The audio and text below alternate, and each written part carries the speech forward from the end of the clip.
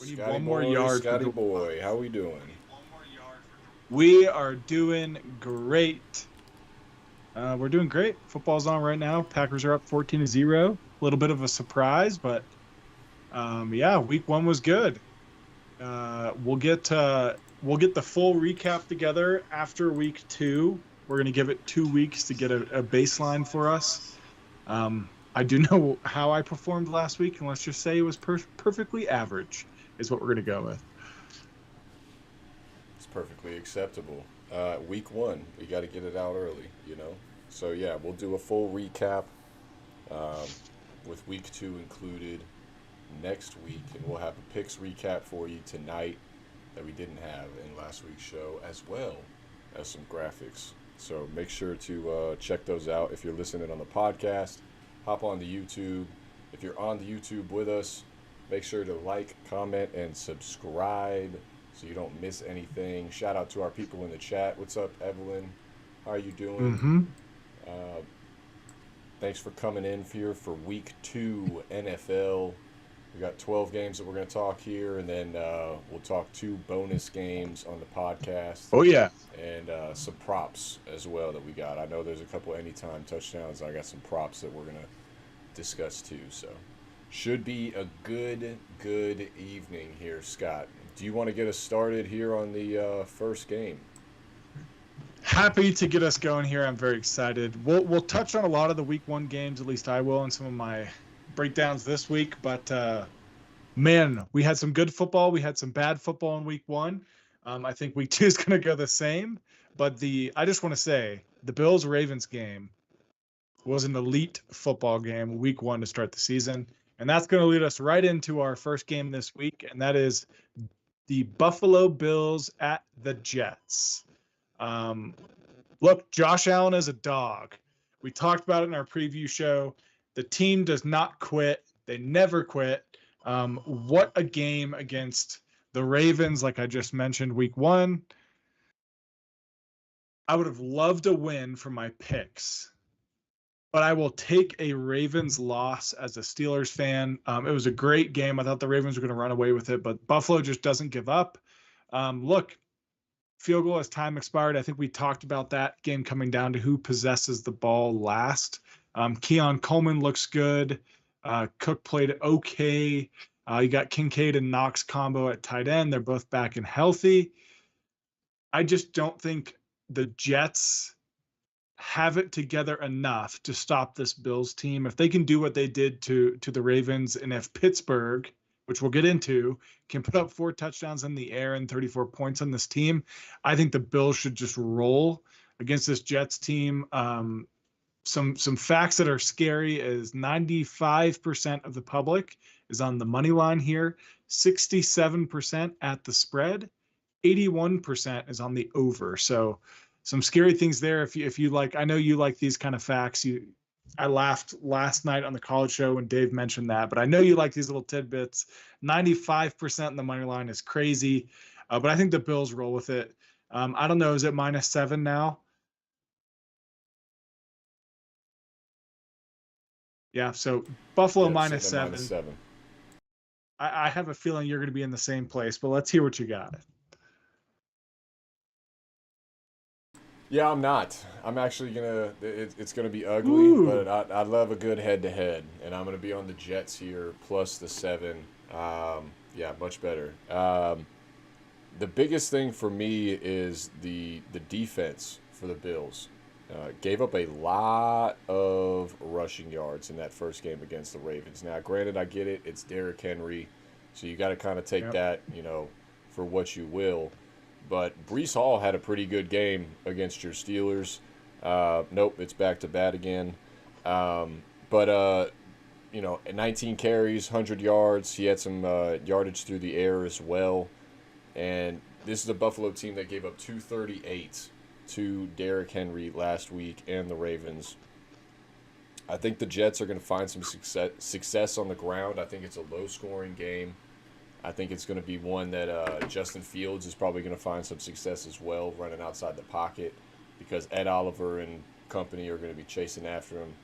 Um, there's something about it. It doesn't make sense. So give me the Jets plus the 7 points as the home divisional underdog as well.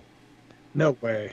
Doesn't make sense. This line makes perfect sense to me. You have a juggernaut of a team coming in to play a team that just gave up 34 points to a subpar offense. And yeah, they scored in our defense. I would argue the Bills have a better defense right now. I think that this is a great head-to-head. I'll take it. But Buffalo, 7 points all day. I think they're going to go in there and they're just going to steamroll them. Well, that's your opinion. I think Justin Fields is going to have a good game. I think Breece Hall. That's little teaser here. Breece Hall is one of my guys that I'm looking at for one of those prop plays that we're going to be talking on the podcast here in a little bit. I think he has a big game here against Buffalo. Shocker! I'm just saying. Lines. Don't be surprised. Don't be surprised when we double back on this game. All right. You're a madman. We'll talk about this next week. You're a madman. I'm not afraid. Not afraid of nothing. All right, next game, we got the Bears and the Lions. And you know what? I'm just going to get it out of the way, too. I know where you're at in this game. So, Bears plus 6.5. Like I said, I ain't afraid. I ain't afraid of nothing. All right, give me Ben Johnson and the boys. He's motivated. He wants to prove to his Lions guys that they really do miss him. They missed him a lot last week. They got absolutely blown out by the Green Bay Packers, who we're watching right now do the same thing to the Commanders right now. They're up 14-0 with 4 minutes left. Yeah, so that Lions offense last week looked atrocious. I think it was less than 50 yards rushing between the entire team. Jahmyr Gibbs, David Montgomery, Jameson Williams didn't do much. Amon-Ra St. Brown, I think he was only targeted maybe 5 or 6 times. That's not a recipe for success. They got to get it right this week. And they might, but I think Chicago's going to play him pretty good. I think Ben Johnson's going to know this offense that he just came from pretty well and what they're going to try to do against him. Also, something, just to consider, Ben Johnson's mentor, the one that sort of helped lay the foundation for this Lions offense that he was running when he was in Detroit. He is Detroit's OC now. So they are very familiar with each other. They're going to want to outsmart each other. It's kind of like the apprentice playing the master. So I think Ben Johnson, this is like his Super Bowl, if it could be one in the regular season. He wants this one. His team is going to rally around him. The biggest thing for me in this one, too, is Caleb Williams' play. Caleb Williams looked like a damn good quarterback last week. And he you're crazy. Nah, there were parts of that game where he looked like the quarterback that they thought they were drafting. So I think he's making steps. Ben Johnson's only going to continue to get the best out of him, just like he has with every other quarterback that he's coached. So yeah, give me the 6.5. Obviously, this is one, if you could get it at the 7, it's a much safer bet. But I think the Bears keep this one close as well. Divisional game. Lot at the stake here. A lot of pride and ego involved in this one. Scott, what do you got? Even though I know what you got, we can move on if you want. Crazy. I could not be more against you here. Let's break it down. Ben Johnson, revenge game, statement game for his first year as a head coach, going back to where he came from, where he made his name, and that offense. Yes, I agree with all that. It's exciting.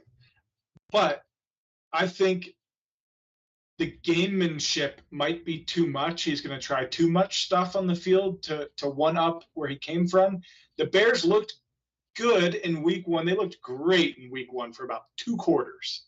And let me tell you something. Caleb Williams, wait. Hold on. So he's just going to run his offense is what you're saying. Because that's all he did with Detroit was gimmick shit. So. Hey, but that's the difference. You talk about Ben Johnson being able to come in and read the lines and know the offense, know the scheme. He was the scheme, and it's a very different Lions team.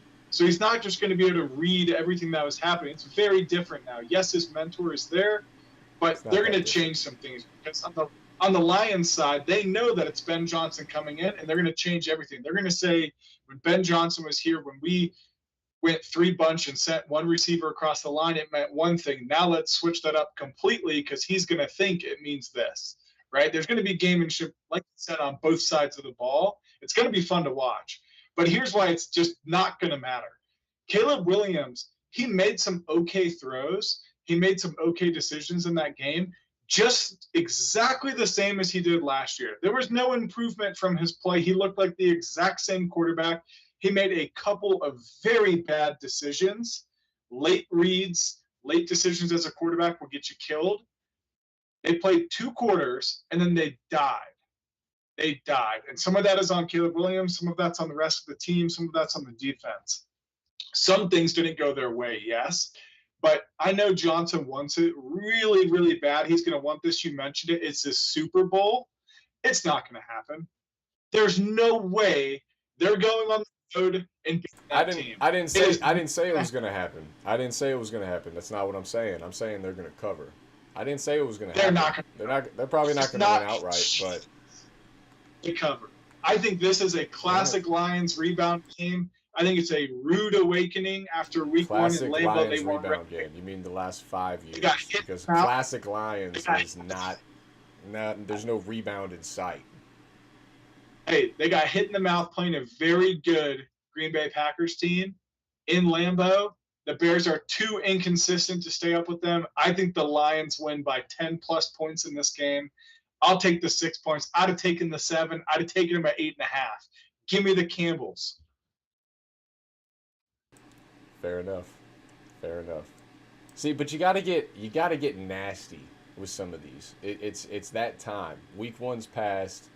You gotta start getting nasty with your games. Hey, there's a lot of time left in the season. Why not have some fun? Why not throw some outlandish shit out there? Here. I'm gonna give you a chance here to get nasty, Scott. What do you got here in the Cowboys Giants game? Because it can get nasty. We're getting nasty.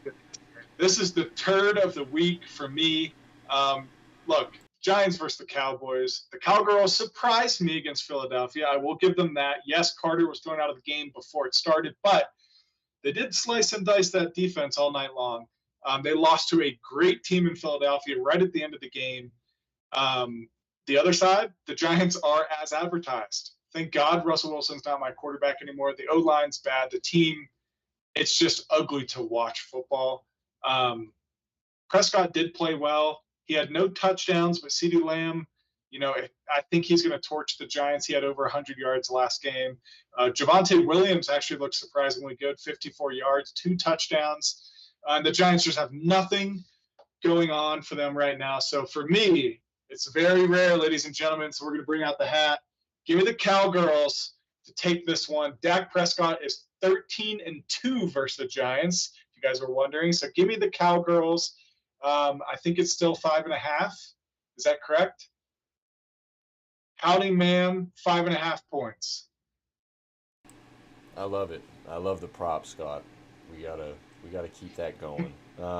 Yeah, I'm with you though. I like the Cowboys as well, minus the 5.5 for the same reasons you did. Dak just owns them. He lost his first 2 games against the Cowboys when he came in his rookie year, or when he got the starting job his first time, taking over for Romo. And he's won the last 13 straight. So I don't think they're going to have any problem with this one. This is one that they need to, especially starting 0-1 to start the season. They're going to be hungry for this one. They kind of know what's at stake, and I think they're able to get it done. So, yeah, give me the Cowboys minus the 5.5. I'm with you. Look at us agreeing on something for once. And I just want to say to everyone out there, it's going to get gross for me.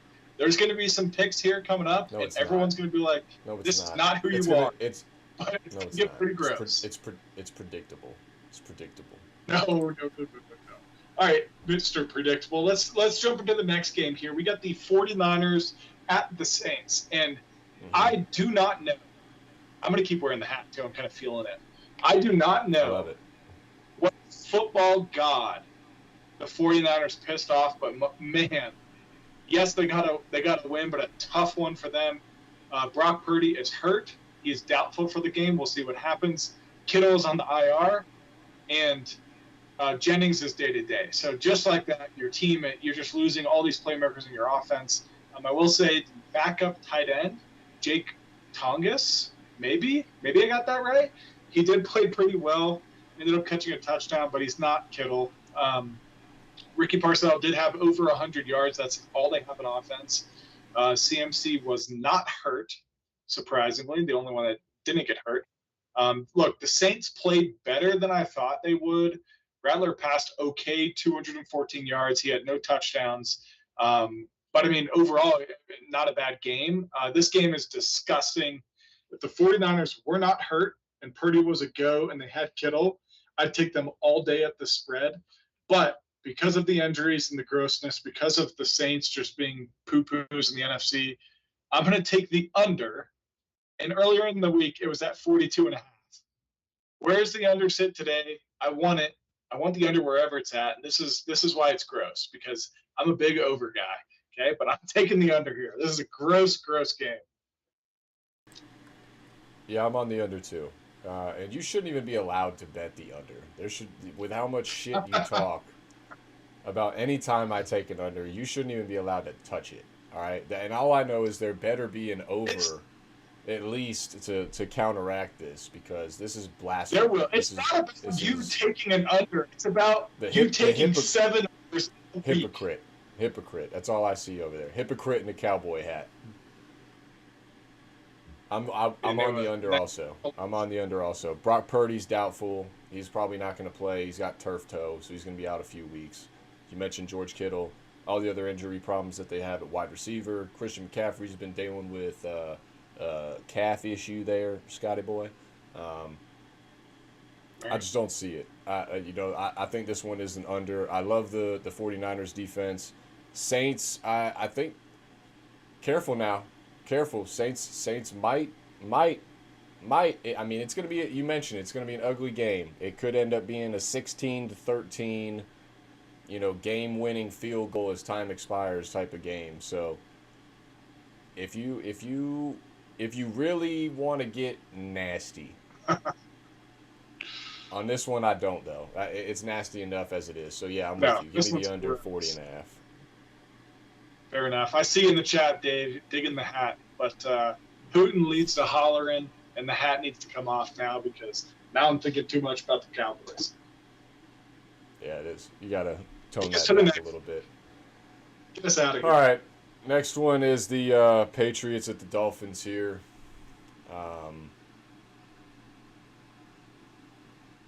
Yeah, that's about all you can do here. Shake your head. The Dolphins are favored. The Dolphins are favored. -1.5 in this one. That makes no sense.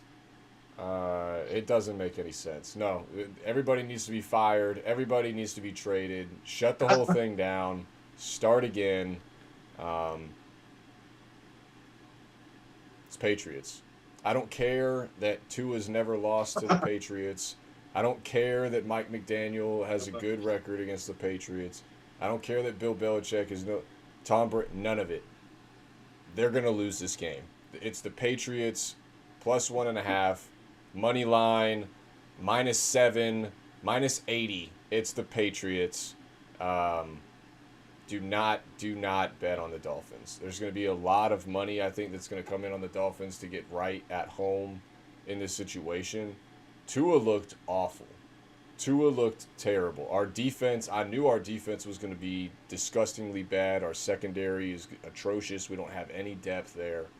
I knew what was going to happen there, but for our offense to lay the egg that they did, and it starts with Tua, and when they asked him about it, he basically said he was excited to get back to practice and see his guys and how they're going to practice. It didn't take any accountability for it. Everybody's got to go. Everybody's got to go. So Patriots +1.5. I think they're going to play for Mike Vrabel. I think they believe in Drake May. I like what they're doing over there, and it's a complete opposite in terms of what's going on culture-wise with these two organizations. So yeah, I'm on the Patriots. Scott, what do you got? Yeah, before I get into it, I just want to kind of throw an announcement out there to everyone in the chat that we are taking donations today on behalf of PETA for the benefit of dolphins in the waters near Florida. Your team is. I'm not even going to say your team. I'm not even going to talk bad about them. I'm just going to say the Fins looked exactly how we thought they would look. They're better off getting some local high school DBs to come play for them. Honestly, down in Miami, they might have a better chance there. But a lot of good Pats, DBs on those YouTube videos down there in South Florida. yeah, You're right. see them. You're right. You see them. Throw them out there. Shit. Yeah, I think they got really good. Over 30 leagues down there. You see a lot of over 30 fully padded leagues down there. You can probably find a player in there to go take the field for you guys. But look, the Pats are no better. Geno Smith dropped 362 yards in the Pats last week. Drake May, like you mentioned, his shoes were in concrete last week. He wasn't really mobile. It's like he forgot how to move. Miami holding player-only meetings to start week 2 in the NFL. Not a good sign. There's rumors swirling all over the place that Tyreek wants out of there. I heard that the Steelers are a possible landing spot. I would take him. That's fine. Look, anyone in the league right now against Miami until they get things figured out. And you can always take them at the points. I think the Pats will take this. Give me the points. I just think the Patriots have more going for them. They have more to play for. I think Miami is just in shambles right now. They have a lot to figure out. So give me the Pats. Yeah, and you can take Tyreek Hill. We'll go ahead and just take Jalen Ramsey and Jonnu Smith back. That'd be fine with me. We can do that. Yeah. We're not giving you anyone. We're just going to pay him. Yeah, you'll trade him back to us in about 5-6 years when he's fucking washed and on his way out. All right, here we go. Convinced our GM has blackmail on our owner, by the way, and I actually saw a theory that backs that up yesterday. They think it's something to do with the Brian Flores lawsuit that's going on for the racial discrimination and all that, and throwing games and getting paid to do it. That supposedly the GM might know something, and while that lawsuit's going on, his job is safe. So that needs to be resolved ASAP.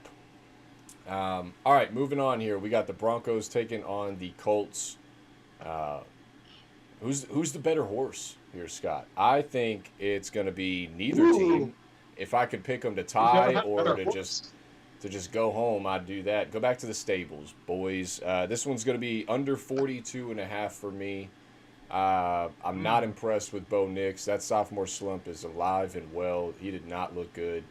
Daniel Jones, I think everybody is super high on the Colts right now based off of what they did to the Dolphins last week. It's the Dolphins, folks. Do not overreact. They're going to be facing a real defense now with the Broncos. Daniel Jones is going to look like New York Giants Daniel Jones. Do not overreact. The line is interesting that it's only -1.5. That tells me that they do not have a lot of faith in this Broncos offense. And the total sitting at 42.5 kind of says the same thing. So I'm going to read between the lines here. I'm going to take the under 42.5 in this one. Scott, what do you got? There he is, the man we know and love. Yes, it was -2.5 earlier this week. Now it's -1.5, which is interesting. It makes 0 sense. The Colts demolished the Finns in week 1. Danny Dimes looked like Joe Burrow in his prime about week 13, 14 every season. But let me tell you something. Denver is not Miami. Yes, they struggled in week 1. Yes, they won the game. Their defense, in my opinion, they do have, in the terms of the other 32 teams in the NFL, they have elite run and pass defense. And good luck getting the ball anywhere on their cornerbacks. I just think this Broncos team is going to crush the Colts. It's going to be a reality check for them. The Broncos had 6 sacks in week 1. They'll probably have 6 sacks again. I just think the Colts looked really good, and I think the line might reflect that. I really don't know. It doesn't make any sense to me because everyone knows Miami's really bad. I think this is an easy cakewalk for the Broncos here. I think the defense just overpowers their offense. They might be a 3-point offense, maybe a 6-point offense this week, and I think the Broncos are capable of putting up 14 points to beat them in an ugly, low-scoring game. The under is a great play here, but I'm going to take Denver -1.5. I just think their defense can be too much, and they're going to be able to put some points on the board. I do not, however, believe Bo Nix is the truth right now. He's just good enough. But let me tell you something. Going to the grocery store, you're going to hear otherwise, because for those of you who don't know, I live in Denver, and everyone thinks that Bo Nix is the next Tom Brady, and I don't know where they're getting that from. No, I don't know either. They are definitely drinking the Kool-Aid for sure. And our guy Caleb, who I don't think is in the chat right now, but he is a full-on believer. Yep. So, Godspeed. Godspeed. Moving on here. Yeah, but I couldn't do it. Yeah, no. Sorry, Evelyn. They're not this week. Not this week. They're not playing the Dolphins this time. Look, I wish they could. I just don't think they are.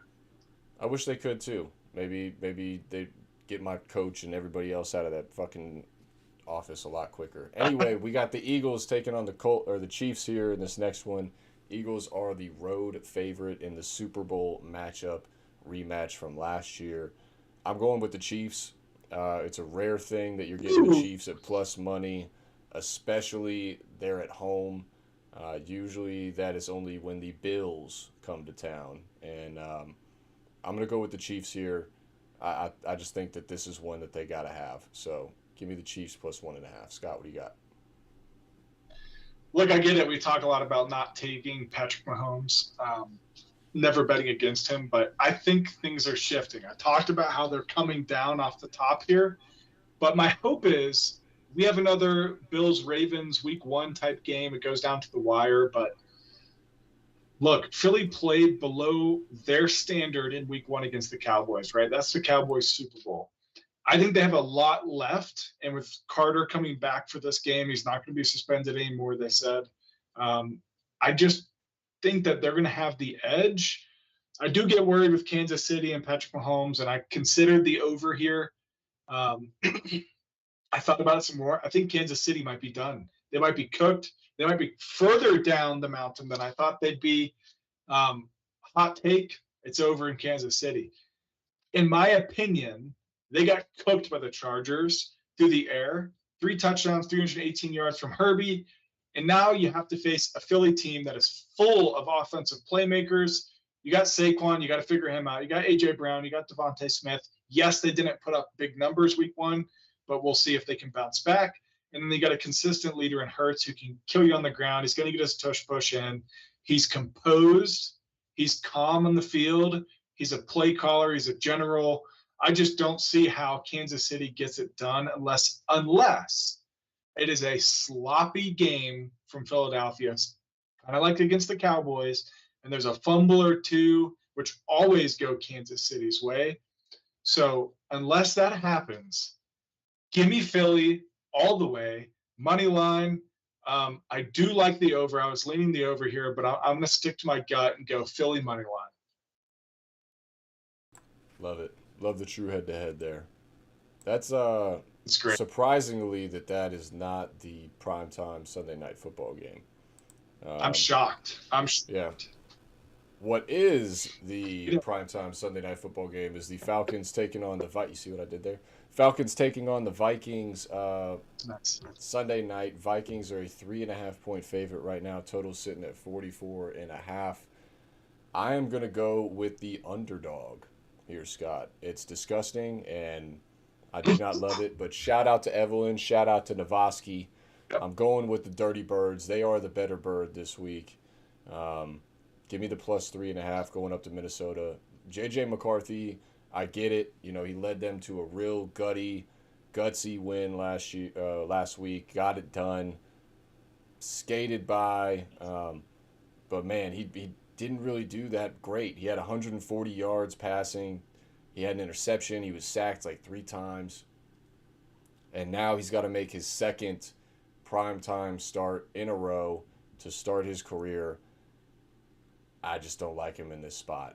I'm going with the trends in history, and I'm going to go against it. So give me the Falcons plus the 3.5 here to get it done Sunday night. Scott, what do you got? Yeah, I get what you're saying. I mean, primetime Vikings quarterbacks, usually towards the end of the game, they fall off and do what the Bears did. But impressive what JJ was able to do in his first start in the NFL. He stuck with it all 4 quarters, played hard. Most of his stats came in the second half, if not the fourth quarter. And he made some really good passes in some tough situations against a decent Bears defense. So I'm not writing the Vikings off, but I'm not fully into the Vikings. I can already see it. We're going to be 10 weeks from now wondering how the Vikings are, 10-2 again. Somehow they managed to do this. But the Falcons look a lot better. In my opinion, the game should have gone to overtime. They would have had a chance, but missed a field goal at the end. I think the Falcons have a chance here. They have things going for them. They got Robinson. They got Penix, who looked pretty good. I mean, overall, the Falcons looked good. The Vikings, I just get scared because the Vikings have this thing about them that if you're within 17 points at this point going into the fourth quarter, you don't know if you're going to win the game or not, because that's just how it goes for the Vikings. But I think ATL looked really good. The Vikings are the same old Vikings, finding ways to win. And JJ looked good. It's week one, so let's not overreact. Let's see how he does again. If he does it again against the Falcons, I'll be bought in. But for now, my bird of the week, the Atlanta Falcons. I will take the points. I just think the Falcons have a decent squad, and the Vikings kind of struggling. I think it's going to be a good game, but 3.5 points, I'll take it all day. Give me the Falcons. I love it. I love it. I hate it, but I love it. All right, we got the Rams making the cross-country trip here to take on the Tennessee Titans in Nashville. Rams are sitting at 5.5-point favorite. Totals at 41.5. I'll keep mine short and sweet. I'm going Rams. Sean McVay in this spot is pretty darn good in his career, getting his guys ready for these early wake-up games for a typical Pacific Coast team. They'll be ready to go. Matt Stafford, he basically took away all, skepticism I had in terms of his season moving forward. He looked great last week, chucked it around. Puka Nacua had, I think, 130 yards on like 10 receptions. Devontae Adams got his a little bit going. Kyron Williams was able to get a touchdown on the ground. The defense, though, looked phenomenal for the Rams. Yep. And I think that's the biggest difference in this one. Yep. I just don't see how the Titans are really going to be able to score to keep up with the Rams. Do I think the Rams are going to put up 30? No, probably not. But I don't know if the Titans are going to hit double digits. So because of that, I'm going to go with the Rams minus the 5.5 in this one. Tough slate, tough year, I think, for Cam Ward, the first overall draft pick here. But this is just another test. I think they're going to give up a lot of sacks, too, to this Rams defense. Scott, what do you got? Yeah, I'm with you all the way. Week one game for the Rams, 14-9, not that exciting of a football game, but they played a good team, the Texans. You mentioned some things. We talked earlier. The Rams are kind of a sneaky team over there in the NFC, just floating around, and they're going to make the playoffs. I think they're going to be okay. Yes, I'm glad you acknowledged Stafford. I said he was going to be okay. 21 for 29, 245 yards, touchdown. Puka, no doubt, wide receiver 1. He's there to stay. You mentioned their defense. Verse looks good. The team had 3 sacks. Look, the Titans' offense looked pathetic. Yes, they played a stingy Denver defense, and we just got done praising them and how they're good on both run and pass defense. But the Titans didn't score a touchdown. They kicked 4 field goals. So if you go look at the stats offensively, you go look at Tony Pollard, you go look at Cam Ward, the stats are pretty embarrassing, for lack of a better word.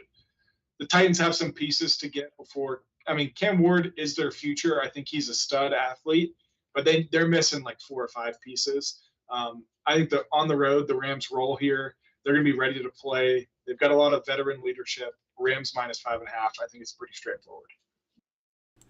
Yeah, a lot of discipline issues, too, for the Titans in that Week 1 game. I think they had double-digit penalties. If I'm not mistaken, I think they were the most penalized team through Week 1. So, yeah, they gotta get right, and they gotta get right quick. Yep. Yeah. So, all right, moving on here. We got 3 games left for you. We got the Chargers taking on the Raiders. Chargers are a 3.5-point favorite. Total sitting at 46.5. Yeah, do that Jersey Shore fist pump one more time. That was a terrible without the foul. Yeah, I know what it was. All right, Monday night game. It's a 10 p.m. kickoff. Last game of the Week 2 slate. I'm going to go with the home team here, Las Vegas Raiders. First home game for the new era. Geno Smith, Pete Carroll coming home. That place is going to be rocking. Ashton Genty. The biggest issue for me is obviously Brock Bowers and his likelihood of not going. That's going to be a big hit if he doesn't end up going for them. But I like this Raiders team. I think that Geno Smith, especially playing indoors, he's a different quarterback.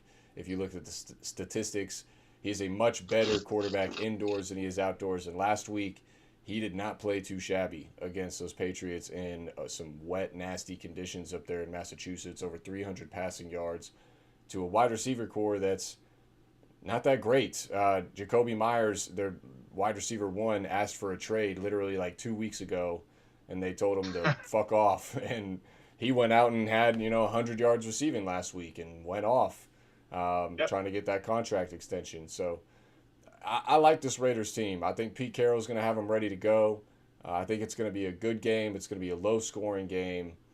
But until I see it consistently from Justin Herbert and this Chargers defense and this Chargers team, I'm just not buying in yet. So go ahead and get me Pete Carroll and the Raiders to get it done in their home debut. Raiders plus 3.5. Tell me why I'm wrong, Scott. Not so fast there, buddy. I had to say it at least once. Look, you talk about the Chargers not being consistent enough for you to buy in yet. What was not consistent enough about last week's game? Do you need more statistics to see? It was in Brazil. It was in Brazil. It was in Brazil. Travis Kelce put a hit on his own player. Best defensive mind in the NFL and Spags. And they snuck away with a win. They were this close to lose and giving it away. That's Chargers football. I just don't trust it yet. I do not trust it yet. Omarion Hampton had a great start to the game. Look at his stats. He ended up finishing with like 50 rushing yards on 15 carries. But when he was running the ball, he looked great. He had bursts of 10-yard gains at some point. But when you break it down over the game, he didn't really do too much. Then you're relying on Keenan Allen on the outside. Quentin Johnston, he had 2 touchdowns in that game. 2 touchdowns. Okay. Do you think he's consistently going to do that? I don't know. I don't know if he has the hands for it. He's got the yips. He's got the 6'7" yips, Scott. I learned that from my lacrosse kids Tuesday night. Shout out to them. Here's why. I do like the 6'7" yips, by the way. Here's why the Chargers are going to win. The Raiders' defense and their coaching staff. I have no idea what it means. Near the quality of Kansas City and Spags. The defensive schemes that he puts together, the Chargers aren't going to see anything that difficult until they play Kansas City again. The Raiders have a decent team. I do like what they have going on. You mentioned Geno Smith went out 362 yards, touchdown, a pick. Gentry, 19 carries, so he's going to be a workhorse, but only 38 yards with a touchdown. So he wasn't too productive on the ground. Now, Bowers, on the other hand, I did mention I love him this year to do really well. 5 catches, 103 yards, but if he doesn't play, that's massive. I think that this Chargers team is a lot better than we think. I might be overexcited because week 1 they went out and torched Kansas City, in my opinion. Quentin Johnson, 2 touchdowns. He has been doing it. Go look at the stats from last year. And I only know this because of fantasy football because he beat me a few times. Keenan Allen didn't play bad either. He's on my fantasy football team, so I know that as well. But they've got a lot of weapons offensively, and their defense came to play. I just think right now the Chargers are the better team. The Raiders are going to take a couple more games to get together with all their pieces. And if Brock Bowers is out, it changes everything. I got stuck on this game because originally I wanted Chargers 3.5. Then I started thinking the over 46.5 might be the play here because I think the Chargers are going to put up 21. I think the Raiders could easily put up 21, and then I just need one more score. So I'm going to take the over in this game, but I do believe the Chargers are going to win this game. But because it's divisional, it's over 3 points. You never know what's going to happen. I just think the Chargers are the better team. But give me over 46.5. I think both offenses will come ready to score some points here in this game. I will say if Bowers does not play, I would be a little hesitant at 46.5. But I'm going to believe that as the tight end, he's going to play. Give me over 46.5. And this over here, people. This is to bring everything back to zero. The world's back in equilibrium. Mercury's whatever the people are saying. Now we're evened out for my under earlier. I see you making some faces. Yeah, because you didn't tell me that for the graphics. You just decided to fucking change that shit on a whim. So, I did. What the fuck are we doing? Now I gotta do some shit. All right. Anyway, no, it's the Raiders. It's the Raiders plus 3.5. Max Crosby. The Chiefs lost that game against the Chargers. The Chargers didn't win that game. The Chiefs lost that game. All right. Monday night. We'll see this week. Monday night, the other game, 7 p.m. Buccaneers taking on the Texans. Texans are a 2.5-point favorite. Total sitting at 42.5. Scott, I'm going the over 42.5 in this one. I think there's going to be points. I'm not sold on this Texans secondary. Derek Stingley's having issues. It looks like he was maybe battling a hip or something's going on with him. He wasn't on the injury report, but I don't necessarily trust it. And then you got Mike Evans and Emeka Egbuka that they got to deal with on the outside. I like the over in this one. I'm not too confident on either side to find a way to get this one done. I just can't. I just don't have belief in either one of these teams just yet, based off of what I saw last week. But I do think their offenses are going to be able to score some points. I tend to lean towards the Bucs if I had to lean aside with those plus 2.5. But I'm going to go the under here. Scott, what do you got? I really like. You said the over, correct? Or you said the under. What are you taking? I'm taking the over 42.5. So as you said that, I do like the number quite a bit, but I know that's not what I picked before the show. So I'm going to stick with my pick here. No. If you want to change it, now's the time, because I got to change this other one anyway. So it's up to you. This is your world, Scotty boy. Bucs playing well on both sides of the ball. Their rookie wide receiver, incredible. I started him in fantasy, took a gamble on him in week 1, turned out to be great. The Texans, they didn't play a perfect, complete game. They're going to get it together. I think that their team's going to come together. They're going to be the offense that we've seen over the last couple of years, putting up a lot of points. I like the Bucs. This one's tough. I'm going to go with the Texans money line. I'm going to stick with my pick. I got excited with the over at 42.5 because I thought it was 46.5. That's why I got all excited. I'm sorry for the excitement. I'm going to stick with Texans money line. I think this is going to be a really good game. Hopefully it's not 6-3. I think this is going to be a really good game. Two good teams, two playoff contenders going against each other. But give me the Texans money line. Texans money line. All right, and then Scotty, we have your game. I saved it for last for you. It's disgusting. Yes. We have the Seahawks making the cross-country trip here to the Steelers. Steelers are -3, total sitting at 39.5. Scott, I know what you like, but tell me why your unbiased opinion tells you that the Steelers are the right side. Yeah, so ugly win in week 1. Just like I said, it needed to be a Tomlin win, but it did not turn out to be the Tomlin win I thought it would be. 4 passing touchdowns. We haven't seen that in years. Going into this game, if you would have told me we were going to score 34 points and give up 32 points, I said, no way, I'd have bet whatever dollar amount you want on it. Maybe the culture is shifting. I know it's been a week, but our defense has been struggling over the last few games going into last year. It's like TJ Watt gets this big contract. We just gave Hayward money before the game, and then we give up 32 points to, yes, the Jets came out firing, and Justin Hurts and Allen, everyone looked good, but at the same time, that's our culture is our defense. So I'm worried. If we give up points again to the Seahawks, who, in my opinion, the Jets and the Seahawks are not the best offensive we're going to be playing this year, I'm going to be very worried. Seattle played a tough game against the 49ers.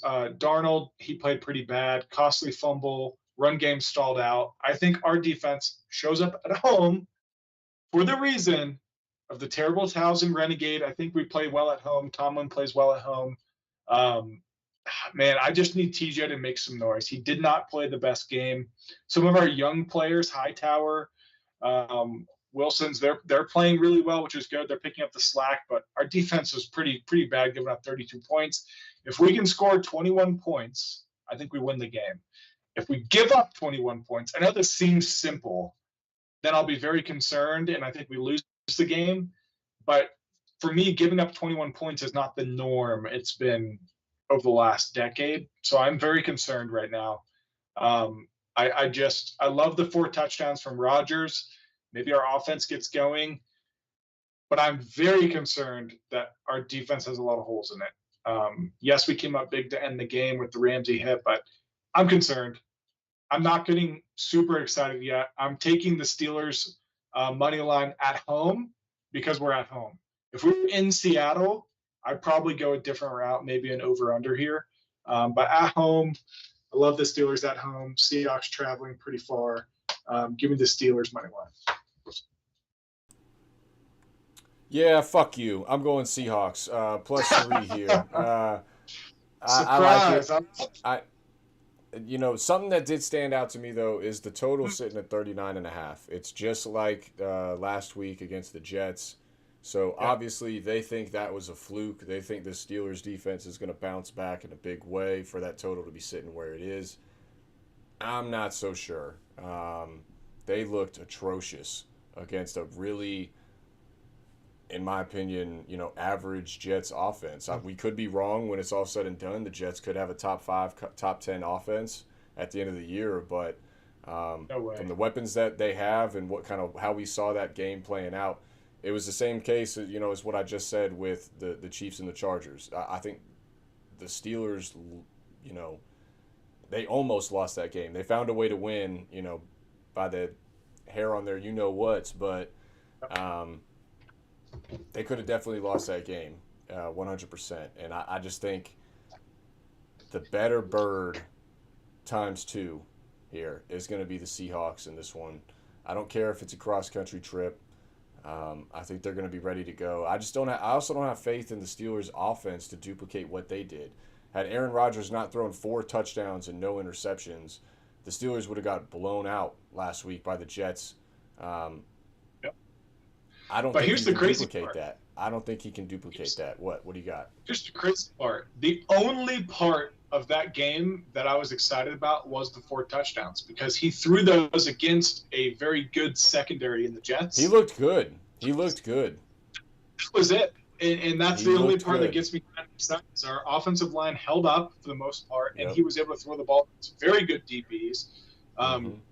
That's the only part I'm excited about. So for me, the Seahawks secondary is not as good as the Jets. They don't have a sauce on their team. So that's the only hope I have right now. We'll see. I need another week to consume and marinate before I get excited. I'm going to buy my Aaron Rodgers jersey. So just need another week. Yeah. I don't know, because you were calling for everybody to be fired and just throw it all away after you won the game this last week. So I don't know if waiting a week is really going to change much. Also, something to note here: the Seahawks head coach, who runs that defense over there, he does like to blitz a lot, so that offensive line will be tested. He is also the former Ravens defensive coordinator, so he is very familiar with the Steelers, with the offense that they're running, what they're going to try to do, what Tomlin's going to try to do game plan wise. So something else to note there. I get it. I'm with you. I was like, God, what are we doing? I couldn't get over the fact that we give up 32 points the way we did. Yeah, it was awful. I can't trust us yet either. I'm saying it. I'm just saying I'm taking the Steelers because we're at home, but I'm also saying we go out there and give up 21 points again, we might be cooked as a defensive team, and then we have to figure out how to score, and I don't trust our scoring. But the only takeaway for me from week 1 was Rodgers threw the ball against good DBs. That's about my only takeaway that I'm going to get excited about. Our defense didn't really do anything. No one really stood out. Hightower had a couple good plays. TJ Watt, our $200 million player, didn't do anything really. So I need to see some stuff. It's like we were quiet and dead on defense. And Yeah, it's just the same. It's the same thing year over year. It's just we've never been able to score points before, so that's why I got excited. That's the only piece is we didn't never score points. So you score 34 points, you can beat some teams in the NFL. But I That's don't true. think we're going to do it every week. That's probably also true. Something else to note too is there's going to be a lot of energy in that building for this one. Aaron Rodgers' debut, first home game for the Steelers this year. The Steelers are one of the few programs in the NFL or the few organizations that have a sort of college football feel to it and a sort of college football fanhood to where, look at his background and what he's wearing right now. I mean, they are diehards. They go hard for their team at all times. And so that place is going to be rocking and rolling. There's going to be a lot of things going on, and the Seahawks are going to come in ready to. I hope for your sake, for the sake of your sanity, come Sunday, probably post hangover, you for your birthday, I hope that I it need is the something Steelers, here. I but need something. man, If it's the same game as last week, I'm gonna spiral into a deep hangover depression. But look, there's a reason I've been on the season ticket wait list for coming up on 14 years now. Um, we love our love it, Steelers football. We just love it. hate when we're good. Yeah, I guess. But y'all are supportive. Needless to say. All right, let me throw up the recap here. I did make the change, so Scott's over is on there. All is right. Technically, he had two unders tonight, so really, Best. it's not. It's not The doesn't really cut out just like that, but. So yeah, You I'm on the told me you have Jets. He's on the Bills. I'm on the Bears. He's on the Lions because he's got no bows. We both got the Cowboys. We're both on the under in the Saints 49ers game. You're on the under in the Dolphins Patriots game. I got the Patriots ugly. plus 1.5 because the Dolphins are trash. Uh, trash. Broncos Colts game. I got the under there. You got the Broncos money line. I'm on the Chiefs plus the points. You got the Eagles money line on that one. We're both on the Dirty Birds, our better bird of the week against the Vikings. We're both on the Rams against the Titans, making the cross country trip.